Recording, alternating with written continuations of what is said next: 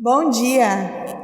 Que alegria estarmos aqui, reunidos para ouvir da palavra do nosso Senhor, que é Pai, Filho e Espírito Santo. Amém. Não somos muitos, mas eu fico feliz de ver vocês aqui hoje. Primeiramente, eu convido vocês a abrirem suas Bíblias lá no Novo Testamento, lá em 2 Timóteo, capítulo 1, versículos 1 a 12. Também vocês podem acompanhar aqui pelos slides, mas se você se sentir à vontade, pode abrir a sua Bíblia. 2 Timóteo 1 a 12. Eu, Paulo, apóstolo de Cristo Jesus, pela vontade de Deus, que fui mandado para anunciar a promessa da vida que temos por estarmos unidos com Cristo Jesus, escrevo a você, Timóteo, meu querido filho na fé. Que a graça, a misericórdia e a paz de Deus, o Pai, e de Cristo Jesus, o nosso Senhor, estejam com você. Todas as vezes que lembro de você nas minhas orações, de dia e de noite, eu agradeço a Deus, a quem sirvo com a consciência limpa, como também os meus antepassados serviram. Lembro das suas lágrimas e quero muito ver você outra vez, para que eu possa ficar cheio de alegria. Lembro da sua fé sincera, a mesma fé que a sua avó Loide e Eunice, a sua mãe, tinham. E tenho a certeza de que é a mesma fé que você tem. Por isso, quero que você lembre de conservar vivo o dom de Deus que você recebeu quando coloquei as mãos sobre você. Pois o Espírito que Deus nos deu não nos torna medrosos. Pelo contrário, o Espírito nos enche de poder e de amor e nos torna prudentes. Portanto, não se envergonhe de dar o meu testemunho a favor do nosso Senhor. Nem se envergonhe de mim, que estou na cadeia porque sou servo dele. Pelo contrário, com a força que vem de Deus, esteja pronto para sofrer comigo por amor ao Evangelho. Deus nos salvou e nos chamou para sermos o seu povo. Não foi por causa do que temos feito, mas porque este era o seu plano e por causa da sua graça. Ele nos deu essa graça por meio de Cristo Jesus, antes da criação do mundo. Mas agora ela foi revelada a nós por meio do glorioso aparecimento de Cristo Jesus, o nosso Salvador. Ele acabou com o poder da morte e, por meio do Evangelho, revelou a vida que dura para sempre. Deus me escolheu como apóstolo e mestre para anunciar o Evangelho. É por isso que sofro essas coisas. Mas eu ainda tenho muita confiança, pois sei em quem tenho crido e estou certo de que Ele é poderoso para guardar até aquele dia aquilo que Ele me confiou. Até aqui a leitura. Este livro, que na verdade é uma carta, se encontra lá no Novo Testamento e foi escrito pelo próprio apóstolo a Timóteo, um jovem aprendiz. O apóstolo ele estava prestes a ser condenado à morte. Ele já havia passado 2 anos na prisão, no que nós podemos chamar hoje em dia de um regime aberto. Depois desse período, ele foi posto em liberdade e se dedicou ao trabalho de espalhar a boa nova em diversos lugares, como Macedônia, Creta, Ásia Menor e diversos outros lugares. E ao escrever essa carta para o jovem Timóteo, ele estava preso. E olha, gente, eu nunca estive presa, mas eu imagino que não deva ser fácil. E ele mesmo disse que as condições do seu cativeiro, da sua prisão, não eram fáceis, eram muito difíceis. Timóteo era seu amigo. Por isso Paulo escreve essa carta pedindo que Timóteo se dirija até Roma, porque Paulo sabia que o seu fim estava próximo. A sua morte iria acontecer, isso era um fato.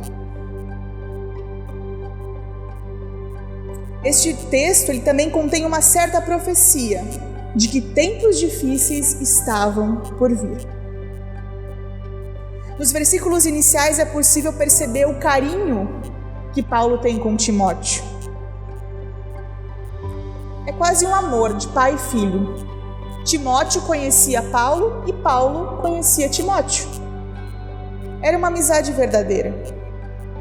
Paulo estava na prisão, mas o seu coração mesmo assim estava focado em lembrar a Timóteo que ele era chamado por Deus, que ele tinha um dom. Paulo, na situação difícil em que ele se encontrava, lembrou seu amigo Timóteo do dever dele com a igreja. Timóteo teria um grande trabalho pela frente. Falar da doutrina cristã entre os efésios, povo muito difícil, que naquela época adorava outros deuses. Vocês conseguem imaginar o trabalho do jovem Timóteo? Eu imagino às vezes ele como eu, nova, 22 anos, chegando em um lugar muito difícil, com pessoas que tinham suas próprias crenças. E lá começar a falar de Deus, a falar do Evangelho. É um trabalho difícil. No versículo 4, se vocês quiserem, pastor, observar ali, Paulo lembra a Timóteo de suas lágrimas. Quando Paulo lembra disso, ele se refere ao que lemos lá em Atos, capítulo 20, versículo 36 a 38. Ou seja, Timóteo chorou durante o seu trabalho e seu ministério. Com isso, nós podemos ver que nós estamos todos fadados a ter desafios no ministério. Mas esses desafios, eles não podem ser levados 100% do tempo como algo ruim. Nós sempre ouvimos que desafios são difíceis, que são complicados de superar. Mas às vezes eles são bons. Eles nos motivam. Agora imaginem vocês. Paulo está próximo de sua morte, está preso. Ele sabe que ele vai morrer. Porém, a sua preocupação está em seu amigo Timóteo e na sua igreja? Não teriam outras coisas para ele se preocupar nesse momento? Ora, se eu estivesse presa, eu não sei se eu ia me preocupar com um amigo ou com a minha igreja. Eu falo a verdade para vocês. Eu acho que eu estaria tão concentrada no meu próprio sofrimento que eu acho que eu não olharia para a minha igreja. Mas Paulo faz isso. Paulo sabe da situação de Timóteo e ele escreve essa carta para motivar ele e para motivar a sua igreja, para que não desista.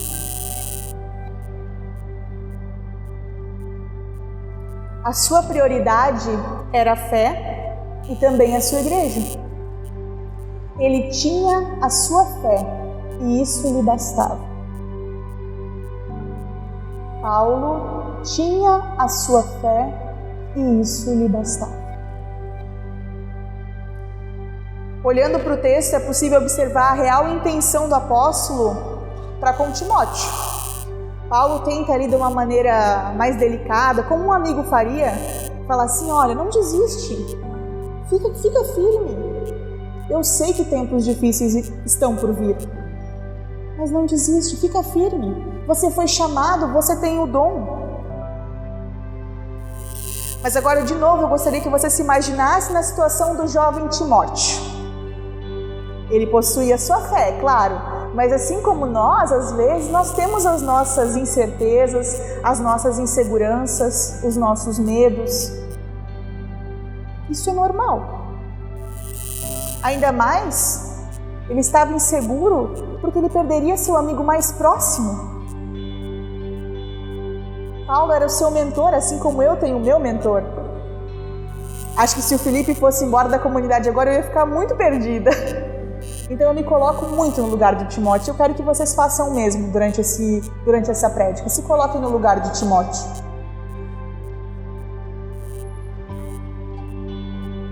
Paulo não se volta para o próprio sentimento de dor,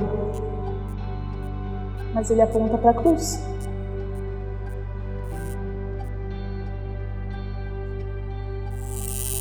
Paulo não havia nada para oferecer além da sua fé.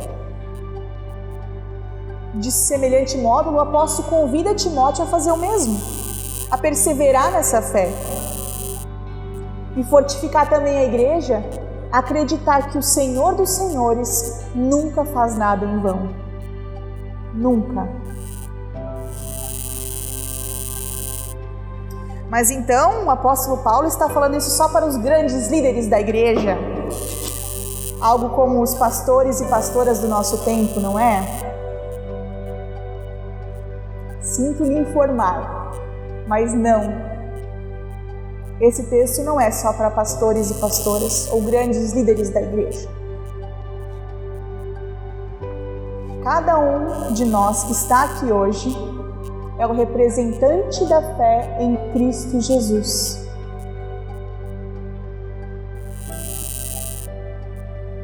Como vivemos, o que falamos e como falamos, como agimos e como pensamos. Eu vou repetir. Como vivemos, o que falamos e como falamos, como agimos e como pensamos. Nós somos os representantes de Cristo aqui. O que temos feito? Eu te pergunto isso e também me pergunto isso. O que eu tenho feito? Somos corpo de Cristo. Assim como o pastor falou na saudação, somos corpo de Cristo.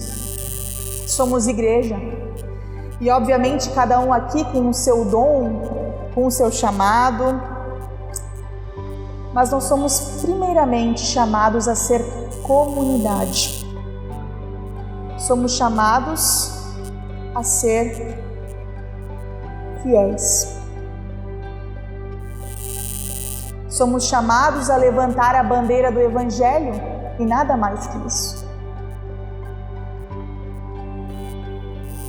Em meio a tudo isso que estava acontecendo com Paulo, Paulo tinha certeza em quem ele estava crendo.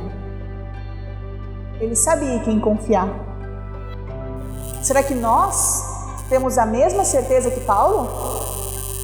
Será que eu e você, aqui hoje, se nós pensarmos e refletirmos, será que nós temos a mesma certeza que Paulo?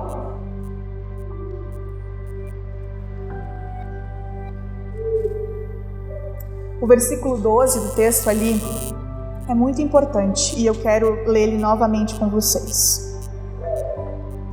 É por isso que sofro essas coisas, mas eu ainda tenho muita confiança, pois sei em quem tenho crido e estou certo de que Ele é poderoso para guardar até aquele dia aquilo que Ele me confiou.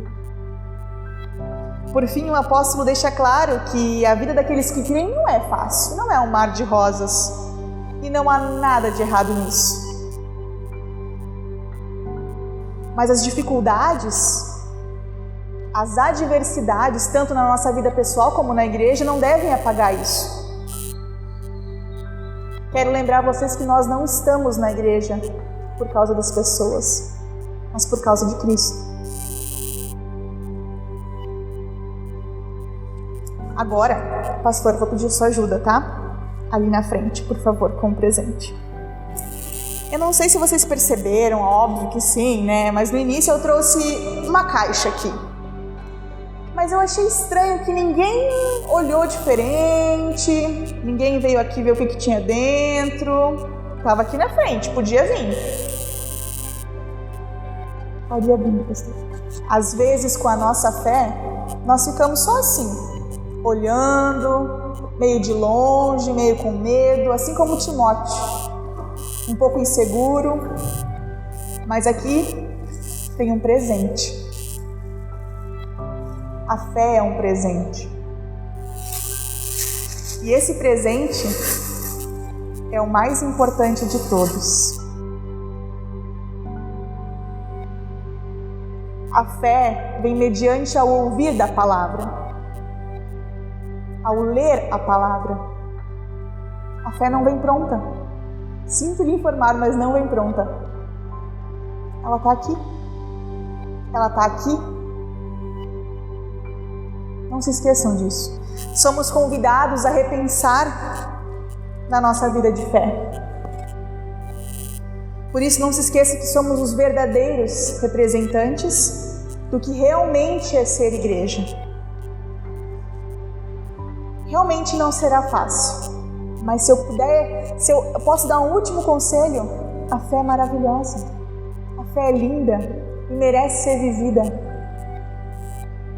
Vocês são os representantes disso, dessa fé que muda vidas, traz alegria. Amém.